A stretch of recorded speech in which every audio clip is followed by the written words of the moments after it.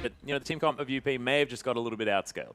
Yeah, definitely. I feel like it got slightly outscaled towards the end there. And I like the immediate Lulu ban taking it away. Perhaps they'll go with the Morgana also and force Doinb onto something a little bit different. Because QG, when they're in their prime, when their team's working perfectly together, they've got the support mid lane roaming with the jungler. Yeah, Doinb has picked up the Orianna, has played a bit of LeBlanc as well, so they can't exactly eliminate all of his past champions, but definitely showed a lot of his promise and prowess on the Lulu and the Morgana. Thresh, again, going to be banned away from QG. Not going to see Heart on that champion, and we'll see whether Bard joins the ban list as well, because he was very, very impressive on that champion as well. And UP, see whether it is going to be the Morgana, what it is that they're going to ban away. We'll find out in a moment, and looks like it is, so sticking with what they know. That's it, a smart ban. They already had it away in game 1, so just adding on to that with the Lulu ban is kind of pigeonholing what Doinb can do to be more of a carry-style mid lane. Orianna's got the utility still, so most likely going to be the next plan of attack, and we will see, because if they won that game, Unlimited Potential, Bard would have been MVP. Oh yeah, most definitely. Hart was fantastic on that champion, and Alistar once again going to be banned away, so Lulu the only mix-up in the bans just yet. We'll see whether Maokai is still going to go away or whether the Kalista going to join the ban list as well. Sivir from UP is their final ban, so just not wanting to see that. Nope, want nothing to do with it. Yeah, no Kalista in this game either. Extending that gigantic ban percentage for the LPL, and look, Maokai is available. Lung can pick that one up if they want to grab it. But we'll see whether there are other priorities. Of course, a lot of other things still available. Punished remains on the lineup as well, so not switching out the mid laners this time around for UP, and they could grab the Varus. They've got a lot of options, and I was about to suggest the Fizz still being there. Long had a fantastic game 1 on that Fizz, and no surprise that he's going to pick that up again. And it does kind of limit the options here for V. We saw him pick a Hecarim into it, but it went so well for him in laning phase for Lung that it may well not happen again. Yeah, it may not, and of course UP may then just opt for some of the scaling that might actually deal with a Hecarim towards the later stages of the game. It is very, very hard to. Yeah. I'm going to put that out there because, of course, Hecarim just ridiculous as a late game champion, but Swift hovering it at the moment and be able to consider something else here for the lineup. Of course, TCT could go back with that Janna, and that's exactly what they're going to do. So very similar picks so far. V and TCT picking up the same champions, and we'll see what they do deviate from. Of course, no Lulu available, nor the Sivir. So going to change things up just a little bit. And UP now with their choices.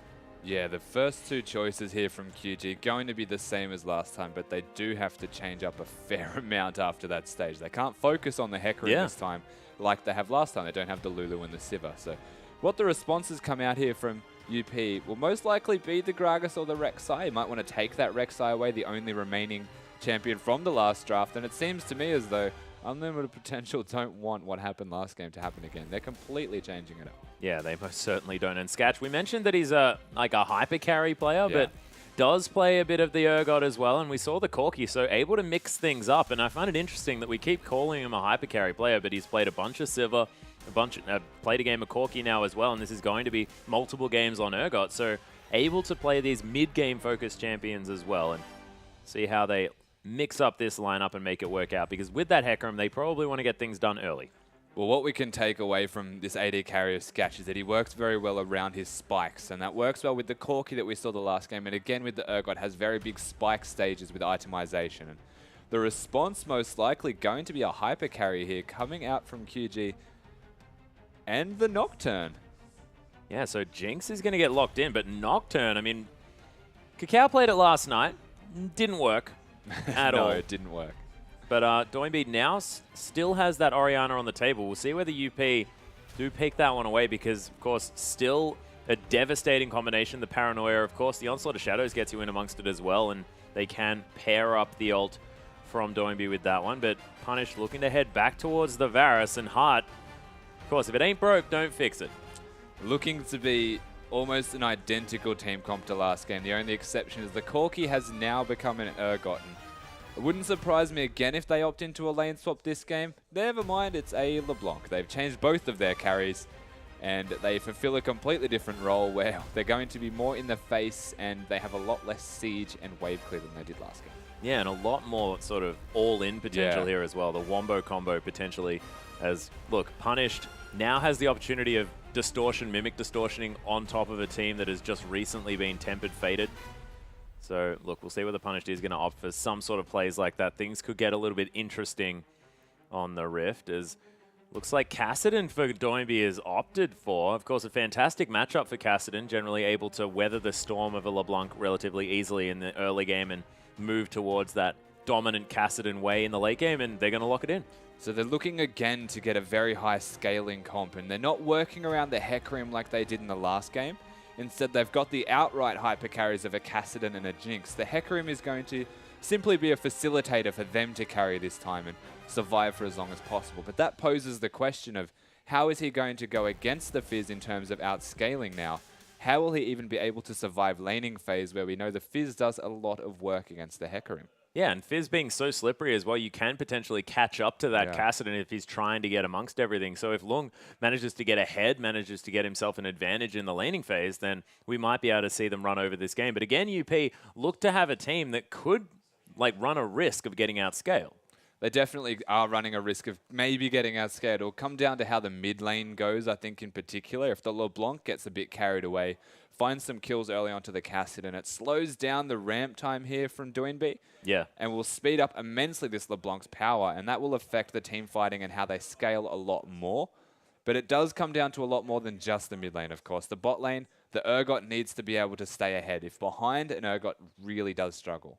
Yeah, and of course, an Urgot just in general, I mean, you get to that mid-game point where you're really doing a whole lot of damage with those Acid Hunters, and you can now build the Black Cleaver for a whole lot of extra armor penetration as well, but they may not necessarily have a whole lot of synergy with the rest of the team as far as getting that physical damage down, but still able to pump out a lot, but does fall off relatively easily in the late game, and you're not going to have a whole lot of siege. Of course, 350 range, not going to really get you the distance away from a turret that you really want. But, ladies and gentlemen, let's see how it goes as we hop onto the Rift.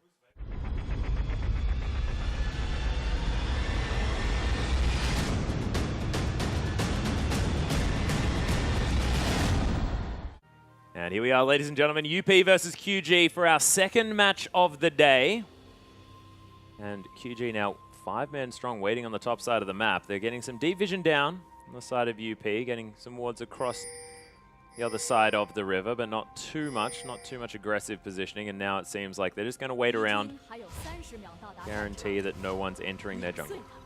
Yeah, just grouping up as 5 to maybe catch someone if they were going to invade. And not going to happen here from the side of Unlimited Potential. Just going to sit here, and the minute mark comes around, so everyone places their wards, and they've spotted the Hecarim, but the Jinx is just sitting in the top bush. So again, a lane swap most likely going to come out, and it doesn't seem to have been predicted by Unlimited Potential, who are sitting in their bot lane of their own. Yeah, Scatch and Heart.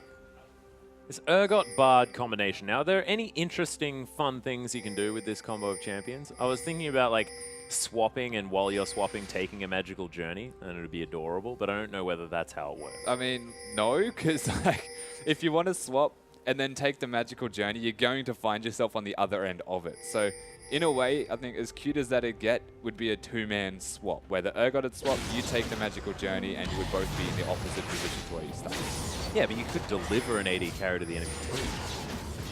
Yeah, I guess. Like, if you put a magical journey down and you've swapped someone, they're just going to take that journey and come back to where they started. Okay, yeah, good point. But look, I never said it was a good idea. I was just doing some thinking. Yeah, fair enough. Yeah, I've got to stop doing that. Thinking's never really been my thing. Swift is going to be able to clear out the blue buff, head towards the Gromp now as well, and getting some damage onto that one. You can see the mid lane already a little bit of aggression coming through from Punished. Yeah, Doinby not quite making it to the level 2 just yet. He's going to be chugging through these flasks as Punished now shoves up an entire wave into this turret. Doinby going to have to do his very best to try and clear this one out. Level 2 has been hit, so... Oh, wow. Punished avoiding turret aggro as well at the same time with some fantastic weaving. And Doinby 200 health, Punished with the Ignite available. It might be like a couple of spells and he could even finish this one off. It'll probably be the level 3 if the chains become available to even consider securing the kill. But in saying that... Oh, he's going in. There's the Ignite, but didn't get the distortion damage. Oh, the pause to come through Doinby saying, I don't want to play this game anymore. Please pause it. Oh, dear. Because, of course, Amy waiting in the wings, Heart there as well. So UP really wanted to put the pressure on early. And you mentioned the fact that if the LeBlanc gets out of control, then there could be a problem. And it looks like that has been recognized here. It has definitely been noticed, and they're going to try their best to, if Heart can come back in time and go on this dive journey with Amy, they might be able to pick up a free kill into a Cassidon. And if the LeBlanc gets roaming, I have to really give credit to the way that she played that level 1 laning phase, though. Oh, yeah. Basically no minions dying and managing to push it all into the turret while being level 2 before putting all of this damage down. The level advantages and the way that the lane has been, the minion manipulation in particular has just been unbelievable, and they might still go for this. A 4-man. Yep. Pajana's there. Pajama's there. Pajama's there. You're absolutely correct. Doinby going to block a whole lot of the damage from the Q with his Q as well. And they decide, nope, a little bit too dangerous to go for the dive. The TCT not yet visible on the map. They may have got capitalized on. Another distortion going to get Doinby down even lower on health, but punished without the ignite, without as much pressure in this lane. And now we've got the lane swap coming out again, which is really good for the side of Unlimited Potential, having Urgot get free experience. Again, they do like getting their solo laners all of this experience and picking AD carries and solo laners that go with experience exceptionally well. So they're managing to get at least the lanes that favor them in a way, because they also have the Fizz running around with a Hecarim, so even once they switch back to standard, it's still going to favor Unlimited Potential somewhat. But in saying that, the Jinx does kind of want levels in this weird, indirect way that you get more range onto your auto attacks, and that'll help a lot against an Urgot once you switch back. Yeah, and Punished now prepping this wave as well. Now pushing towards the LeBlanc, as Doinby is going to have to be a little bit careful. Punished copping some Q harass there, but Doinby not going to have too much Flask left over, and he's taking auto attack after auto attack here from Punished, making use of the fact that he is this ranged foe, now running out of that mana just a little bit. Yeah. Doinby still has to be careful. Starting to get out sustained is Norm taking damage as well, though. Yeah, getting flashed on here by Swift. The auto attack's going down. There's the exhaust. Flash into the double knock-up, though, as Amy. He's going to try and get this one back. V turns up just to try and help out, but it was first blood down as Swift falls. And QG maybe just a little bit over-aggressive or baited there by Long. Definitely over-aggressive. They were caught in the tri-bush trying to put damage down onto Long, and the rest of the side of Unlimited Potential come through. Amy hitting that double knock-up stun, bonking him with that massive amount of damage with the extra auto attack, and picking up their first kill on what was an adventurous QG side. Yeah, the belly flop there as Amy's going to smite away the Raptor there as well, so V not even going to be able to get his consolation jungle camp. And Heart with a red buff now. Of course, picked up the first blood. And look at that augmented auto attack doing a bunch of damage. Yeah, the Meep's working very well with that red buff and just really, really hurting the Cassidon, who started to, out of nowhere, it looked like it was going very well for him now, out-sustaining essentially what was the LeBlanc, and then it's just completely turned around. It's a bit of a worry here. Doinby down to 200 health. Spanish just going to eat himself up some of these fountains. Get himself a bunch of his health back. Cannon creep blocked down there for Punish. Fantastic work. Now they've rotated as 4 here. They're up against the 3 members knowing that Cassidon had to recall, but to be able to siege as this side of your Unlimited Potential is very, very unlikely, especially against the Janna. Even a Nocturne's wave clear is somewhat there to deny any chance of sieging. So just looking to push it into the turret and try and deny as many minions as possible is the Unlimited Potential side. Yeah, and of course, Dustbringer and Umbra Blade's fantastic AoE wave clear here for Swift, and even with a fair bit of range there on the Q. So we'll see whether he is going to go for, is what looks like a Cinderhulk on the Nocturne, opting for the Skirmisher's Saber as well, wanting to get into that back line, smite up the AD carry and make sure things aren't going to go so well. Might even try to get on top of Punished here as well, make sure his damage is not going to be quite as high. I like that he's actually going for a Cinderhulk, though.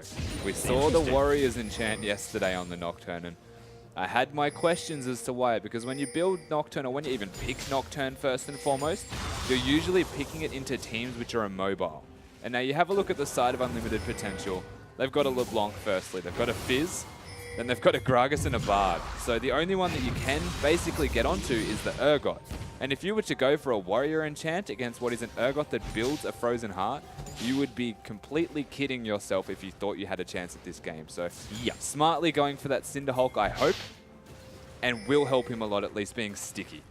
Yeah, you can also still build the Black Cleaver as well. You can augment V and TNT's damage with that one. Umbra Blade's fantastic at proccing that on multiple members.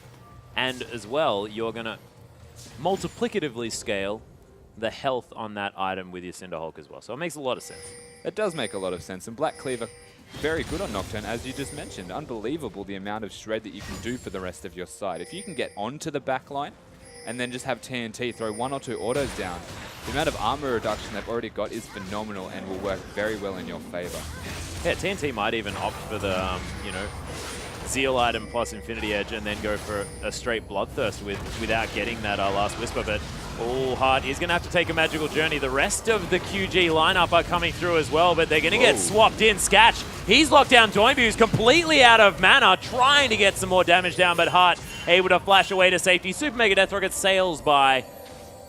Not going to net any kills as Hart playing with fire here on the bottom side, but he's now picked himself up an assist on top of his first blood that he'd already grabbed. Noxie and Corrosive Charge being used just to try and destroy V under this turret, and Punished and Long, they're going to take down the first turret of the game here for UP. So Kassadin, completely out of mana, had to use the Flash, Ignite, and auto attack with the W to get some mana back. Very well done from Hart to know this, save his Flash for until Kassadin got the mana, and then flash at the same time as that last ultimate from Doinby came out, missing it and managing to live while they pick up the kill onto Doinby. Yeah, it was beautifully played. And then the swap after the Magical Journey bait as well, thinking that they caught Hart out, not going to be the case. And it seems that as soon as they get delivered one by one into the team of UP, they are ready to pick up the kills. And look, it's always dangerous to take a foe's Magical Journey. You never know what's going to be on the other side. Of course, it's quite daunting when you don't know what to expect. And Skats, having not actually recalled yet, was not doing a whole lot of damage. So the fact that they managed to pick up that Kassadin quite easily shows how far, well, not behind, but he's not ahead enough to be as aggressive as he was just then. Oh, no. And look, Sketch actually went back to base, picked up a full Manamune. Now the Ruby Crystal as well as that Longsword. So going towards what looks like the Black Cleaver. It is going to be the build. We've seen a few people still continuing on the side of the, you know, Brutalizer as well as the Frozen Heart, but not going to be the case here for Sketch, who might just forego the Brutalizer completely, head towards the Black Cleaver, grab a last Whisperer as well, and grab 40% CDR from Frozen Heart Black Cleaver. Yeah, it seems to be the plan of attack so far, but we won't just see what he's going to do until he actually does it. Urgots tend to be a little bit particular about how they play their own Urgots. Yeah, it's true. You're going to have a different one each time around. You never know what you're going to get. Yeah, and I like being able to purchase, you know, Ninja Tabi or Mercury Threads instead of the Lucidity Boots on Urgot as well. Yeah, definitely. You go for the boots early, very good for laning pressure as well. You can build against your lane, especially if you solo lane swap like Urgots like to do. If you want to get the Manamune and even go early defensive boots like top lane, you're going to be very comfortable. Yeah, but UP, speaking of comfortable, are going to pick up the second dragon for themselves here at 11 minutes in the game. Some extra tower pushing ability. It's going to be difficult for them to get towards a tower, but now, if they do, going to be able to get a bit of extra damage down. It'll be easy to get to a turret. It'll be very hard for them to do any damage to a turret whatsoever, just because they've got basically nothing. No, not a whole lot of range. Well, they've got, you know, got range. 3 ranged champions. Just have to get pretty up close and personal in order to deal with the turret. It'd be kind of like throwing pillows at a tower, though. They're not very good for sieging. You compare that to the side of QG, who have a Jinx and the Janna to shield the Jinx as well. Oh, yeah. Very quick at taking down turrets if they are left alone or find a possibility to just walk up to a turret and hit it. Ooh. Amy did take a Magical Journey there. They're looking for Doinby, but he's able to Rift Walk his way around. And they'll clear out the vision here at UP in the mid lane. So opened up the map now with that mid lane outer turret dead. Let's see whether Punish is going to utilize that now with the Fiendish Codex. Probably going towards the Morellonomicon just for some extra damage and security on these kills as well. Yeah, it's going to go towards most likely the Morellos. Athene's would be a very defensive decision here, but the Kassadin's starting to ramp up. Not that the Rod of Ages just yet, and it is 12 minutes. That would have been a very early Rod if that was what it was to be. So you can afford almost to go the Morello's path here as LeBlanc and just opt into damage and start roaming once you have that finished. You don't really want to be 1v1ing the Kassadin anyway once he has the Rod. Yeah, and I actually quite like Morello's in this team comp as well for the passive that you do get from that one, stopping the healing, because TCT is one of these Janna players that likes using the Monsoon for the heal in the middle of a team fight. So If you can negate that on the low target, you might be able to pick up that kill where you otherwise couldn't. It's also pretty good against Hecarim, who does a surprising amount of healing. That is true. Spirit of Dread is a very underrated spell, and one that can be, if overlooked, devastating to a team. It's quite gross, really. It is. Heals way too much. And then you've got the heal from TNT as well, so I guess Morelos has its definite uses against multiple members here from QG. Would not be surprised, and we've got the Forbidden Idol, so it is going to be that. Yeah, so that's going to be the option. Phage completed for Sketch as well. Doesn't have boots just yet. Lots of vision, lots of potions. Making sure that he's going to be A-OK. Punish taking a Force Pulse there as Doinby very comfortable in this lane now. That Catalyst completed. Now every time he levels up, picking up some more health, picking up some more mana. He's going to be A-OK in this lane. Yeah, level 9 with most of the levels, I'm guessing, into the Null Sphere is going to make it very difficult to get Doinby down any health at all. He's kind of freely able to lane at this stage, as long as he plays the trades right. Whereas Punished is a very squishy hero who has heavy in the damage department, but no sustain or counter trading unless it's a mistake from Doinby. Oh, Swift, there's the Paranoia onto Hart as Amy, Hart trying to take the Magical Journey. There's the Tempered Fate, but Doinby doesn't get caught in that one. Amy now with 4 members to deal with. Beautiful ultimate there as Lung's going to find his way into the fight. Ooh, actually, that was the E going to be used by Lung just to try and get some work done, but that's the double kill from Doinby. The Kassadin really doing some work now in this fight. The Fish finds him, but he gets over the wall. Punish going to need to use the ult if he wants to follow there, but doesn't have it available just yet. Actually did. Just decided not to use it. UP now trying to find their way into something else. There's an Oxy and Corrosive Charge. V taking some damage from that one as Doinby waiting in the wings. And UP, with only 1 dead, still playing aggressively. Super Mega Death Rocket now just to get them a little bit lower. Blue buff is going to be stolen away from Doinby now as well. Oh, Swift just going to burn to death. Punish flashes out of the way as well as there's a devastating charge. Sketch completely out of mana and he's been slowed down. TNT trying to do some work there as nice Cosmic Binding, just going to lock up the Janna, and UP, now with their support player back, is just going to head back to base. So just an extended skirmish, netted themselves a Swift, but the trade was still 2 for 1. They did get themselves the Swift as Hart tried to get that Gromp there, but not going to get it. And Kassadin actually picking up 2 of those kills, and even the blue buff for himself using that Force Pulse in the middle of all of that. So I think the prolonged fight was to actually get rid of the blue buff from Doinby. Not going to plan. He's going to be very comfortable now picking up 2 kills with that. We'll have the Rod of Ages and most likely even Sork Shoes if he wants to add on top of that. And QG are quite comfortable with how he's starting to scale. Yeah, they're more than happy. That was in fact a 2v2, I believe, because both of the sports actually got done. There's the Flash Body Slam as well as Swift. Not going to get chained up just because Amy decided to ult to get them out of the way of the chains. A little bit sad. Yeah, small mechanical error there, knocking them away. But there was also the Kassadin just there out of vision, so if they went too hard into that, it could have gone south quickly. And you can see the Seeker's Arm Guard was the choice here for Doinby. Yeah, a bit of a standard build. Make sure the Kassadin can get in amongst it a little bit more freely. V now getting zoned away from the minion wave here on the top side of the map as Lung's just going to Dirty Farm underneath this turret. Locks down all of these with the Sea Stone Trident passive. The horse unable to get back towards the creep wave. It's a whole Ninja Tabi ahead on the Fizz. Both of them with 2 assists, but a little bit of extra global gold available for the unlimited potential lineup. UG now waiting the 30 seconds for this next dragon to come through, and we'll see whether UP are going to be the ones to lock that down. No vision available though as QG are positioned for it. I think we got that Nocturne build completely right here, by the way. Nailed as well, it. which is great. He looks like, anyway, he's just picked up another Rubicrus. I'm not sure what he's going to do just yet, but going towards the Phage, which means the Black Cleaver Cinderhulk build, working as a selfless Nocturne, essentially, going to be using his ultimate for the vision and getting into the back line. Mostly, I would say, onto that Urgot, so that the rest of the team can get onto him and kill him very quickly because he'll have no armor. Completely shred that away. And it's pretty smart against an Urgot who likes to build armor as well to take some away. Yeah, it doesn't quite have the Glacial Shroud just yet, but is considered to be a pretty standard item for an Urgot, and is going to get him the extra 20% CDR to get to 40% as well when he does finish off that Black Cleaver. Oh, here we go. Oh, there it is. TNT able to get the chompers down. There's the paranoia as Swift trying to turn this one around. Hard taking a lot of damage. Tempered Fate means that Swift all on his own for the next couple of seconds. Explosive Cast going to get TCT out of the area as Sketch not quite enough damage there. Misses another Acid Hunter, and UP, they do get out safely, but QG with a nice attempted disengage. Tempered Fate again, doing exactly as it's named and just messing with the rest of the side here, stopping what was a really good engage on what was a magical journey to try and find their own engage. Janna knocking them all up, followed by the Nocturne Darkness, and then straight away the Tempered Fate denies it all. Everyone gets away with their lives after that, and no one the wiser. Yeah, unfortunately, just Sketch without enough damage to secure the kills in this fight as well. I thought that Swift probably would have been taken down there, but because he's taken that Cinderhold path, he's got a whole lot of extra health now as well. It took a lot to burn through that Nocturne. And you've also got the Monsoon to boot, so very hard to take him down, especially with the Janna supporters. The Dragon is theirs.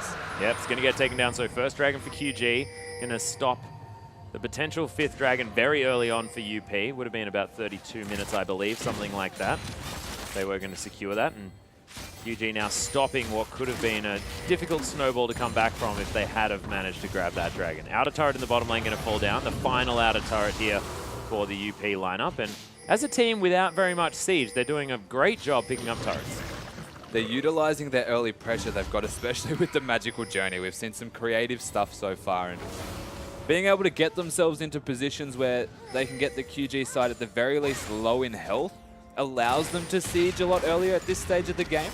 They can force people away, force them back to base, and we saw that, which is how they got the mid turret, by controlling where Doinb was, making sure that he was low so that they're safe to at the very least hit the turret, and again, waiting for that Magical Journey in the bot bush, waiting until no one was visible near the turret, and then just 4-man rushing it, getting it down, and then just getting out. So they're getting all of the early turrets, all of the early objectives that they can, but from here, being able to siege as the unlimited potential side gets a lot harder. Yeah, it's going to be difficult to especially break the base. That's going to be where things really get hard. An inner turret here or there might be coming through for UP, but it's going to be difficult for them to get onto those inhibitor ones. But Black Cleaver now completed for Sketch. Of course, you land that Noxian Corrosive Charge. That's all 5 of the stacks of that item already up for you. It's a fantastic use of the passive. This new Black Cleaver, of course, we've yet to see many others utilize it. Of course, Rek'Sai, now the Nocturne as well, able to pick up that item and do relatively well. So it's good to see that it's got its uses, but Sketch demonstrating that on Urgot, it's particularly strong. Yeah, for the most part, we've seen it on top laners and the occasional jungler as Bardolt. Yeah, there's the Tempered Fate onto TCT. They're trying to lock him down. Uses the flash. Cosmic Binding not going to find the stun. So Hart collects some chimes and he's on his journey. Flash for an ultimate. I'd definitely say it was worth it for them, as Punish is really trying, but yeah, looking for something there, but Doinb is going to pop the passive and continue his rampage down the lane. That's it. He's going to continue to do that. Oh, super mega death rocket. There's the distortion though, punished. Quick on his feet, not window shopping just yet. Pretty hard to get a LeBlanc. You have a million pings that'll come out for you, and you've got mobility for days. So it's hard for him to lane 1v1 at the moment. You can see the pressure that Kassadin is able to apply here. Doinb really, really putting him into a rough position. But Punished is going to be fine. He's got some items now. Oh, Long was trying to get that one. The Fear still going to go off now as Hart trying to save Long. There's the Magical Journey available. He's going to take it. What? TCT makes his way through as well, but TNT's going to lock down the kill. Punish actually kills TCT on his way down. Distorts back in as well, but Doinb, he locks down the kill. Hart now, oh, the longest auto attack of all time. Going to get a double kill now for TNT. 2-0-2 for the Jinx, really getting the work done. And that's only with Berserker's Greaves Infinity Edge. Things going to get a whole lot worse now that he's gone back to base. The Zeal going to be there, possibly even a Brawler's Glove, maybe an Avarice Blade if he got a little bit more than that. So a powerful Jinx on the Rift. Oh, actually going for the Cloak of Agility, and I like this. I like the Phantom Dancer. That's my personal favorite option. Going for that Phantom Dancer, extra crit chance and a bit more attack speed. Going to work out. Walking through minions, man. And walking get excited, yes, and you can walk through the minions. They don't get blocked all the time like you do. You don't want this movement speed, and then you just run into these little guys on the ground. Okay, all stats aside, the key reason for going a Phantom Dancer over anything else in the game is because you can walk through minions. So absolutely, understandably. Rusty. Now you're learning. On your wavelength is TNT right now. Picking up the Crit Cloak, working towards that Phantom Dancer. I have a secret. I'm actually the analyst for QG. But yes, he is going for more. It's more of a damage route. They don't need the wave clearers. He didn't get the Grom, did he? Didn't kill the Grom. Oh, it's a sad, sad moment. Did he smite it? No, he threw the barrel out and did the walk away, and the barrel missed. We haven't seen junglers do that. Of course, Gromp buff a fantastic buff for jungling. So we haven't seen a jungler do that, sort of save it for their top laner, just walk past, smite it, and then continue the rest of your jungle route. Just have this Gromp sitting there, continually getting smited and regenning. Only gets smoked once. Oh, really? Yeah, the buff only comes off once. So if you were looking to even counter jungle someone, you could smite the big camp before they smite, and in a way, you've kind of got a small victory, even if they pick up the camp. That's very cool. So just throwing a smite onto a Gromp camp if you're a teleport smite top laner, a good idea. Yeah. You could walk to lane with just the smite on if need be. I'm learning right now. Full punish. There's the Mimic Distortion, clearing out the wave and getting a little bit of extra damage down on TNT. I like that. Glacial Shroud now completed for Sketch as well. He's got 30% CDR, really working towards having some extra armor in this game as well. We haven't seen the swap after that first one be all that useful. UP still ahead by about 2,000 gold, but QG more than happy. They've got a Hecarim, they've got a Kassadin, and they've got a Jinx. Three of the most hyper-scaling champions in their roles that you can possibly get. I don't know whether you can get any worse than that. Rise, maybe? Rise, Cassiopeia, maybe, and Azir. Yeah. Like, there's not much that does scale more than the three champions that they currently possess for their respective lanes. So yeah. The longer this game goes, the better you start to feel on the side of QG. And you mentioned Glacial Shrouds before. Well, there's more than one on the inventory, that's for sure. There is, in fact, 3 and a Frozen Heart here for the Fizz. So they're all getting that armor down. And the Black Cleaver as well, finally finished for the Nocturne. It's going to be able to essentially negate all of the Glacial Shroud on the map. It's a good point. And they're focusing into bigger items before they're actually focusing into boots as well. And basically everyone across both teams at the moment. Yeah, it seems that Swift is going to have a rough time trying to get that Black Cleaver debuff onto everyone. It's going to be pretty useful considering the armor stacking that is going to come down. Doinby going to have his run of the litter as well, considering the fact that he's not necessarily being itemized against. There's a Null Magic Mantle, and that's it. Yeah, Amy's really behind in items played. It doesn't feel like the difference between the two junglers is a big amount, but effective items for battling right now is probably in favor of Swift, whereas Amy's opted for smaller little items and a Sight Stone. So halfway between having an actual item is very rough to be in that position. But you can see the death cap here is... Oh my goodness. They're going for 2 turrets. Yeah, the Tempered Fate is going to come down, but it is going to mean that TNT is going to get out of the way of that one. Teleport comes through from Long, but it's a little bit late. No stun. There's the flash body slam. Doinby is actually going to get explosive cast back. There's the Rift skip as Swift is going to jump onto Punished in the back line. Look at the ultimates coming through, but nice spell shield from Swift's going to keep him alive. In the meantime, Heart's going to fall down as well. Sketch switching himself with Doinby, flashing away as well. TCT still excited, but has to watch out for the Urgot damage of the Rockets. Really doing the work now. There's the playful Trickster as Lung trying to escape, but he's the last man standing, and QG, they get the ace, and man, they make it look easy. Out of nowhere, the item discrepancy seemingly massive. The Nocturne confidently ulting in 0, 3, and 8, but it doesn't matter because he's doing his job.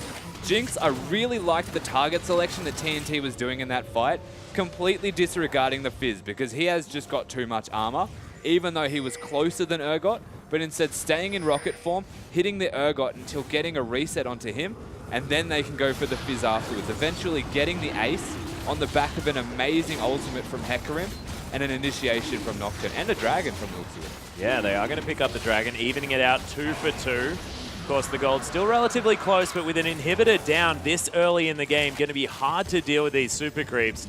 And now QG going to have an opportunity to possibly go for a Baron. Let's have a look at this again. So they do try really hard to get an engage here as the Janna matches the flash and the Kassadin kind of just casually ults out of it because he's Kassadin. You can see Nocturne going straight into the same time as an amazing Hecarim ultimate. Puts them all in a horrible position and Bard going down immediately. Gragas too low, gets hit by the Jinx ult. And this is the target selection from Jinx. There's a Fizz directly there, but instead stays on top of the Urgot because he will take more damage. They pick up the reset, and then he can go for the Fizz with the extra move speed, managing to crit a lot as well.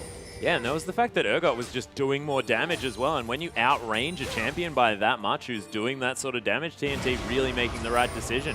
Hart getting some vision down here as well. Magical Journey is utilized, but oh, there's the paranoia. Hart's going to immediately flash over the wall as the Terrify was there. Hart casually moves out of the way of the Super Mega almost rocket as Tempered Fate going to lock down 3 members. Lung, is he going to be able to get the fish onto TNT? He is going to land it. Doinby's here as well, but TNT going to fall down. Immediately gets the kill back onto Punished as well as Sketch trying to catch someone. TCT probably going to fall as Sketch not even going to wait for it as Swift might be in trouble. There's the Scrying Orb as Swift is going to be able to make it out. Of course, Amy, there's still a battle in the top lane. Doinby and Lung battling it out. Oh, wow. How was he still targetable? Amy looking for Doinby, but there's the shield, and Sketch finds his way in as well. Amy locks down the kill to switch out onto the horse. Amy has to be careful. Oh, he's going to fall. Swift hanging around as well. Sketch, can he clean up this fight? There's the Noxian Corrosive Charge, but the shield was there even if that was going to land. So many wards in this brush. My God. That's because the fight spent a very long time around that tri-bush. Yeah, a lot people of mobility. re-entering so many times. Let's reward it, guys.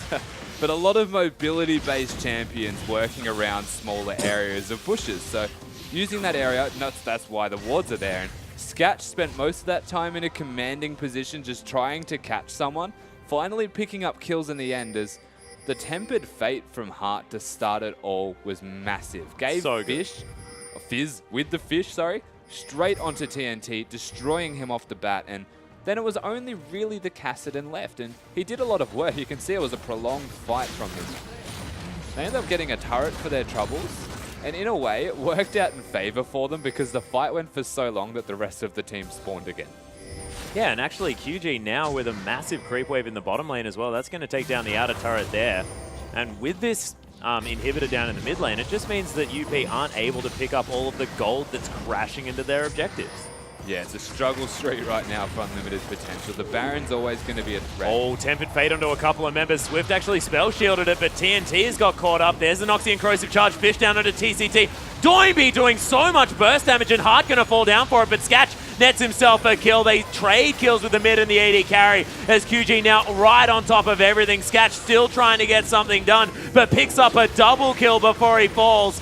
V now trying to do something, but devastating charge onto Amy, almost getting himself back there as Swift is slashing through Long. He's going to have to try and fight this one. The Quadra kill's there for this Nocturne. Duskbringer also chasing down. The Quadra kill unofficially there for Swift, and that's the ace for QG. That's gross. That is revolting. The Tempered Fate starting a fight again here on the side of Unlimited Potential, catching them out of position, and the key determining factor between why that went so poorly at the start and so well for QG almost, is that the Explosive Cask again hitting nobody. And in fact, missing completely, not knocking them towards the rest of his side. And then Doinby just came in and did immense amounts of damage. TNT's having a very rough time right now. It does have the QSS, going to be able to deny any Urgot initiations. The Mikhail's, of course, finished as well now for TCT. They've got the big items, but they just need to not do what they're doing now, and that's get caught by a Tempered Fate. Yeah, Swift has got a Blade of the Ruined King, though, now. So, yes, he does. Yeah, that's a double offensive item. Nocturne, who's still super tanky, now has extra sustain. Not that Umbra Blades wasn't enough, ladies and gentlemen. He's just going to grab a little bit more life steal, and of course the active going to slow down anyone he's trying to advance upon, and Nocturne's going to be difficult to peel, I guess, to say the least. In a way, he's not really tanky. He only has health, so he has no resistances. He's just got lots of health to actually take down, and you don't need to build magic or armor penetration against him. You can just build raw damage, which is a really good factor in being able to kill the Nocturne. Yeah, that's a good point. When he ults in, he's usually in a very bad position.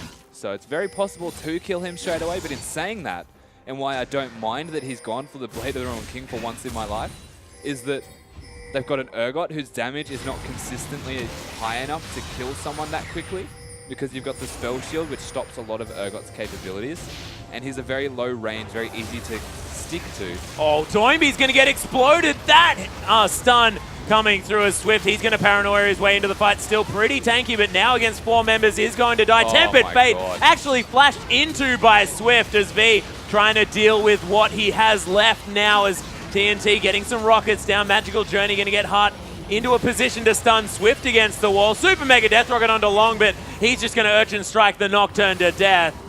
V trying to run away now as well, but TNT and TCT still alive in the back of this fight. UP probably not going to be able to pick up a Baron, but they are winning some fights now. They're trying to turn this. So many mistakes from this QG side, and for the most part it is in positioning. The Tempered Fates have been massive. The last 3 of them, in fact, is Heart, you're in a bad spot. Yeah, he's going to flash out of the way, but TNT going to lock down the kill. Lung's going to get exhausted as punished. Now it's his turn to head in here. Everyone dying. And you were talking about QG making mistakes. That is, yeah. That's a bigger mistake. That's right? some baseball from UP right now. Yeah, it feels like we're playing tennis and the ball's in someone's side of the court at different times, and it's actually just them getting caught out of position. Yeah, they've taken, it's not rackets anymore, they're just throwing the ball from either side of the court. Kind of lucky in a way. TNT just got that red buff, and the red buff gave the reset killing Heart there with that last auto attack. My God. So it worked out very well for them, and again, we were just saying how the mistakes from QG have put them in bad positions from the Bard. Here's the Bard doing the exact impression of what he was trying to do, and that's big QG. Yeah, in the meantime, there is going to be a Paranoia in the bottom lane. The switcheroo onto Swift, but Sketch, that's the last of his mana, and he's most definitely dead. He's in a very rough spot, and the teleport is coming through for the top lane. Yeah, Heart is going to take a bit of damage there, but Punish going to take down TCT. Doinby then uses his Zhonya's Hourglass. Long just narrowly escapes out of the way of that rocket. TNT going to get launched back into the team. That's a double kill for Punish. Doinby, he's going to fall down as well. Triple kill for LeBlanc. And this game does not know which way to go. No one's really coming out ahead, but there's still the same amount of lead for QG as there has been for quite a while. It's just that they're fighting, and then they lose a fight straight after, and then they win one again. It's everyone, as soon as they're trying to go for an objective, it's like, oh no, everyone's alive again. We're dead. Oh dear.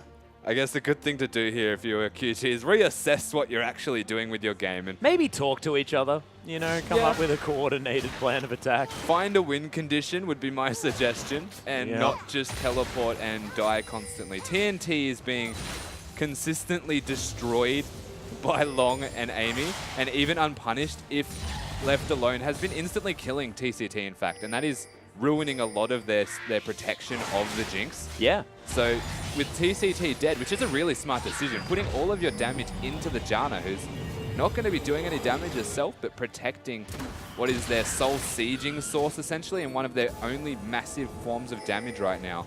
They're kind of neglecting the fact that Doinby's there, because it doesn't feel like his damage is even comparable at this stage. And he does have a Void Staff now though.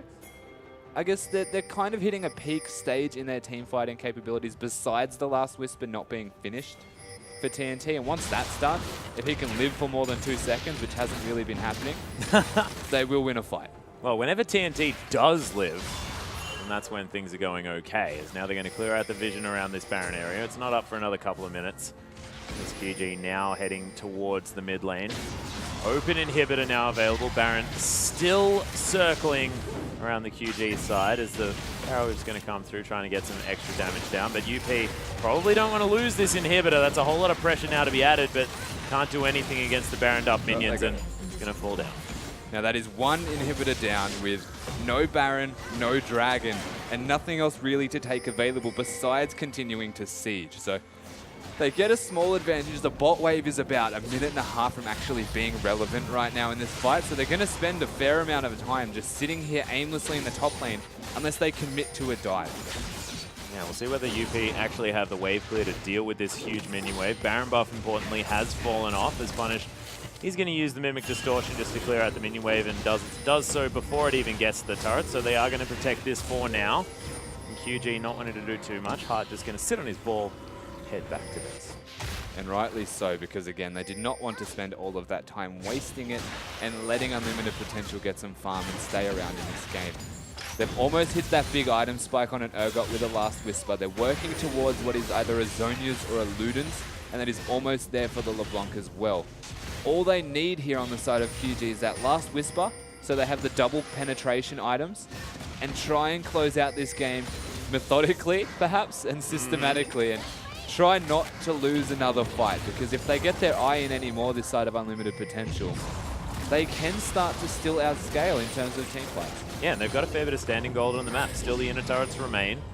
They can pick those up if they win a team fight as well, and that could turn around what is only a very small gold lead at this stage of the game. 37 minutes into the game, 7,000 does feel like a big number, but really, you look down the item list, and LeBlanc's getting to a point where she can do what she wants. Long is massive on this. There's only one more item slot remaining here for this guy, again with a brilliant performance. Of course, V still playing great. Almost has his Trinity Force available as well, 4-2 and 14. We'll see whether UP can make their way back into this one. Because at the moment, it seems like they're losing Barons and just bleeding objectives afterwards, because they can win fights, it's just they don't get anything afterwards. Yeah, exactly. Most of the fights that QG are winning does tend to translate into some kind of objective, whereas Unlimited Potential win a fight and it's more so just catching QG out of position, but catching them in an advanced position where they don't have enough time to actually get anything themselves. But I guess the saving grace of the QG roster here is that their tanks are so big. A GA, finished here for Swift with his Blade of the Ruined King, but he's also out of position. Yeah, he might need to watch out. Oh, the stun not going to land. Uses his Blade of the Ruined King just for an extra movement speed, but Hart, if he had hit that, that might have been the turnaround they were looking for. Maybe, but then again, the chain's also missing just prior to that, so not a whole lot of kill pressure afterwards, not having the distort or the chains available. In fact, if they both continued past that point, I think Swift could have even turned it around. Potentially. There's the magical journey, though. Swift again having to do some work. There's the flash body slam. Swift going to flash over the wall. Oh, explosive cask. Again, just going to pour the barrel juice onto the ground. Very well timed. Super mega tickle rocket heads into the mid lane. Ooh, there's the Tempered Fate. The teleport onto the minion, though, is going to mean that that turret just falls down. TNT with so much turret damage. Paranoia just going to be used to start a fight here, and Hart's going to get feared up and taken down. GA is going to be popped, but V just going to launch himself in and gets out, as well as Swift now just going to casually meander his way out of this fight. And UP, they lose one, but they lose a second inhibitor as well. And they're being bled out, as you said, the feather tickling rocket that actually did nothing besides delaying them was what they needed. They get the second inhibitor. It's now 2 inhibitors to none, and the Dragon is up. The Baron is up in 30 seconds. This is QG's time to find themselves a way to close out this game a lot more convincingly than they have been for the past 5 to 10 minutes. The lead is there. The item difference is becoming very evident. And now that they've got the third Dragon for move speed, it's going to help. If they can secure this Baron, it's going to be very, very difficult for Unlimited Potential to find a way back into this game. Yeah, Sketch now picking himself up a Null Magic Mantle, looking to try and save himself in these fights. But the Urgot seems to be past his prime at this stage. UP just going to try and clear out some vision around the Baron area, but with 2 inhibitors down, it's going to mean that they have a very short window where they can safely fight around this objective. Yeah, it definitely limits them. And you can see the minions already starting to push in bot lane, and you've got the Urgot who may need to respond to that. But I think they're also going to be aware of where the Urgot is once he reveals himself, and with the Baron available, they can essentially just start it. They might want to put Fizz bottom because of the teleport, which is quite an obvious thing to say, but at the moment, QG completely in control of the Baron area, and they won't even know when Fizz can teleport just yet. Oh, the Scuttle Crab's theirs. Yep. There you go. They do have the Rift They know. Scuttler. There is, in fact, the Scrying Orb as well, but QG doing a lot of damage to this Baron. There's the Paranoia, just meaning that they have no idea what's going on. Tempered Fate not going to stop the Baron, and B, he's going to lock it down. Amy now decides to fight as Sketch, able to take down TCT very early on. Punish trying to escape this one, but Doinby not going to be escaped from Hart. In the meantime, going to secure TNT. This is a huge deal as Doinby's going to take down Punish in the back line, but the rest of QG is getting obliterated. V taking auto attack after auto attack, spell after spell, and UP, they get everyone apart from Doinby, and this game is going to continue. At the very least, they do get the Baron onto one member of QG. They take down one of the Nexus turrets, which is going to help them. The mid inhibitor has just spawned though, and Unlimited Potential somehow come out ahead massively on another team fight. LeBlanc and the rest of the UP side instantly wreck TCT again. 0, 6, and 15, no chance to actually do anything before a fight breaks out, leaving TNT alone in the Baron pit up against the Fizz. Yeah. That's not a position you ever want to be in your entire life, but he finds himself there multiple times this game. And the UP side are just team fighting almost so much better. Well, they have to be. Of course, QG, this is 42 minutes. This is the late game. This is where their comps should be doing things that are fantastic. But so far, it's UP able to find fights, find the ultimates that they're looking for. And it seems when Amy actually gets an ultimate that works, UP win the fight. Yeah. And Hart has been hitting all of these clutch-tempered fates as well, though. Yeah, so well, it's true. Really difficult to get to the... I mean, they don't even have a backline here, really, on the Unlimited Potential sign. They're just running at them. Yeah. But it's working because they're catching them out of position. Like a reasonably low mobility AD carry until she gets excited is Jinx. But never getting a chance to get excited because the only person you can hit is a Fizz. And if you go near the LeBlanc, you're dead. If you go near the Urgot, you're going to get swapped and die. But you've got the QSS available, you've got a Janna available. I think the difference right now is that TCT needs to reassess where he is standing in fights and protect his team and not die. Yeah. And Long as well, he's adapted his build. Not going to be picking up the Thornmail this time. It's a Blade of the Ruin King for the Fizz. He has gone for more damage. He's doing his best Nocturne impression in a way. Yeah. Wants to be relevant while his carries aren't necessarily doing the damage required to the carries of QG. The only person really getting onto TNT is this Fizz. So no surprise in a way that he's going for a damage build path so that he can continue to kill what is going to be harder and harder, this Jinx. Yeah, and UP now potentially going to be losing yet another inhibitor as... Oh, TCT going to get tempered, faded as well. There's the Paranoia down. Corrosive Charge not going to find the Jinx as Hart going to tank up the Zap with his Banshee's Veil. QG still not able to get the inhibitor in the mid lane, but they're putting a lot of pressure down. Some ultimates now on cooldown as V, just trying to create some space so that they can secure this objective. They do get it. Another Riftwalk from Doinby as the Rocket's doing so much work. Super Mega Death Rocket doesn't find the mark as Lung's going to tank that one up, and QG now onto the Nexus turret. UP, they need a desperate fight now. They need to make something happen. They've done it so far this game, but I'm not sure whether they can. The Nexus now exposed as Long going to get exhausted and killed in the backline. V able to use a huge ultimate to get UP feared up as Doinby's now just going to take down Punished. Hart going to be the next option. Scatch tried to get something done. They took down the Jinx, but it's not the only carry on this squad, and QG, Amy the only one alive for UP, and they're going to secure the Nexus and another 2-0 victory. They almost don't even need to teamfight. They just decided that they wanted to end the game, and that is exactly what they just did. They forced their way into the base. They got the LeBlanc very low, which was the big factor happening on the side there. They knew there was no threat of killing the Janna as well. And suddenly they come out massive with a team fight where nobody instantly died.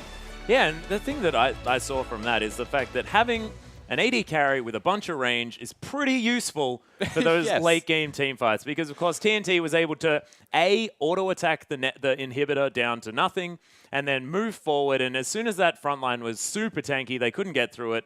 TNT was safe in the backline. He did eventually fall down, but they had to overextend so far through the tanks who had relevant damage that they couldn't get it done. So UP, again, a couple of team comps that sort of peak a little bit early weren't quite able to get over the edge. They managed to just find themselves not even an ideal team fight, but a forced team fight for Unlimited Potential, which made them just directly run at them or the game was over. So putting them into a very bad predicament and making them engage made it a lot easier for the Janna to disengage as well and just keep TNT alive and do as much as possible. Very well kited and very well forced. After losing that many team fights in a row, to still be confident enough to just casually walk into the base, take the inhibitor and win the game like that out of nowhere, they look quite confident late game. Yeah, they definitely did well. QG with a brilliant performance. But ladies and gentlemen, we are going to go to a short break, but afterwards, LGD going to be taking on Snake, and you do